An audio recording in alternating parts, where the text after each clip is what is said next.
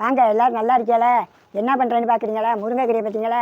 நிறையா இருக்குது. உருவி பொடி பண்ண போகிறோம். இந்த முருங்கைக்கீரை உருவணும்ல, இந்த முருங்கைக்கீரைக்கு இந்த ஜாமான் எல்லாம் போட்டு பொடி பண்ணிடுவோம். இன்றைக்கி இதை கொண்டு வறுத்துக்கிட்டோமா எல்லாத்தையும். இது என்ன பக்குவம் அளவெல்லாம் சொல்லலையே அப்படின்னு நினைக்காதீங்க. ஏற்கனவே பெரிய வீடியோ போட்டிருக்கோம். ஸ்க்ரீன் லிங்கில் கொடுக்குறேன், அதை தொட்டு பாருங்கள். தேவைப்படுறவங்க.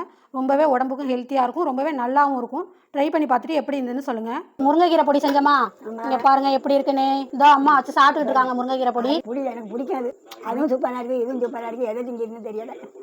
சூடான சாதத்தில் இந்த முருங்கைக்கீரை பொடி போட்டு கொஞ்சமாக நெய் போட்டு சாப்பிட்டோம்னா செம்ம டேஸ்ட்டாக இருக்கும், உடம்புக்கும் ரொம்ப ஹெல்த்தியாக இருக்கும். எவ்வளோ பச்சை பச்சைன்னு இருக்குது பாருங்கள். முருங்கைக்கீரை தான் இதில் நிறையா சேர்த்துருப்போம். நம்ம தம்பி இருந்தால் கொடுத்து விடுமே. தம்பிக்கு ஆகலாமா செஞ்சேன்? ஆமாம், தம்பி கொடுத்து விடு. அதுங்க சாப்பாடெல்லாம் பிடிக்க மாட்டேங்குதுன்னு சொல்லுதுல்ல. ஆமாம் ஆமாம். இதை கொஞ்சோண்டு நெய் போட்டு சாப்பிட்டுட்டு போய்டும், இல்லைனா எடுத்துகிட்டு போவோம். அதுக்காக தான். தேவையில்ல, இது கொடுத்து விடு. 2 in 1. இட்லிக்கும் சாப்பிட்லாம், சாதத்துக்கும் சாப்பிட்லாம். இந்த முருங்கைக்கீரை பொடி நீங்களும் செஞ்சு சாப்பிட்டு பாருங்க.